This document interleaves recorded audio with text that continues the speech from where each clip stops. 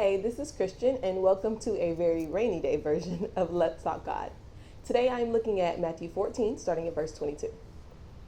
Immediately he made the disciples get into the boat and go before him to the other side while he dismissed the crowds.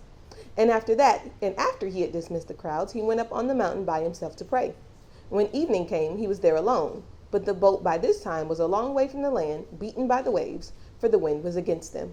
And in the fourth watch of the night he came to them, walking on the sea.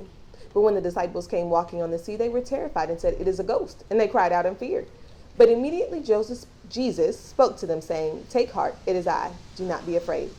And Peter answered him, "Lord, if it is you, command me to come to you on the water." He said, "Come." So Peter got out of the boat and walked on the water and came to Jesus. But when he saw the wind, he was afraid, and beginning to sink, he cried out, "Lord, save me." Jesus immediately reached out his hand and took hold of him, saying to him, "O you of little faith, why did you doubt?" And when they got into the boat, wind ceased, and those in the boat worshipped him, saying, "Truly, you are the Son of God." It is storming here in the city where I live, off and on all day, and this is where the disciples have found themselves on this day. I find it interesting that it says by the time evening had come, they had already been in the storm for a while, and they were already struggling so far away from land at this point, and the struggle was definitely real. Except Jesus doesn't come until the fourth watch of the night. Now for Jews, they split the night up into 4 watches. So the first one started about 6 p.m., the next one about 9 p.m., the next one about midnight, and the fourth watch would have been 3 a.m. So they've been struggling since evening started, and Jesus doesn't show up till 3 a.m. They've been struggling for a while at this point.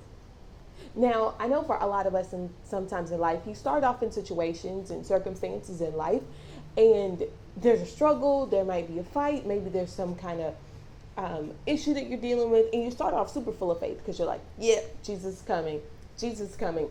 And then you had that for about the first 6 months, and then at 10th month mark, the finances still weren't there.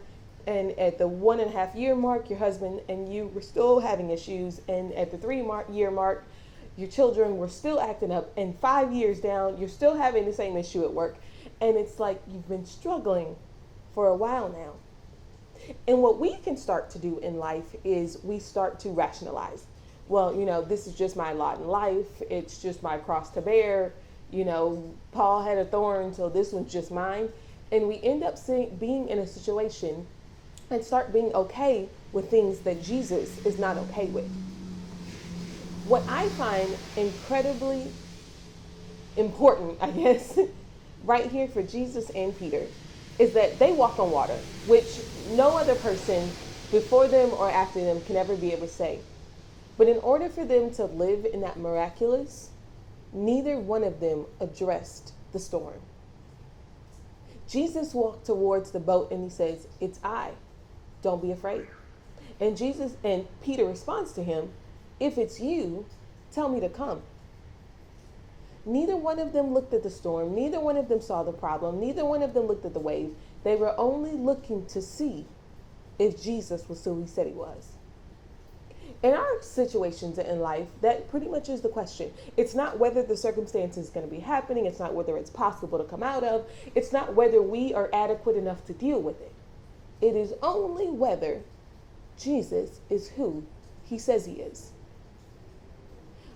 I'm going to encourage you, like I encourage me, this week as you're looking at circumstances in life and things maybe we've just become accustomed to, or dreams that we feel like we heard God speak to us about, but just start coming true.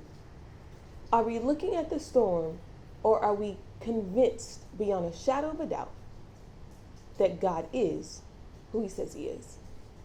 Love you.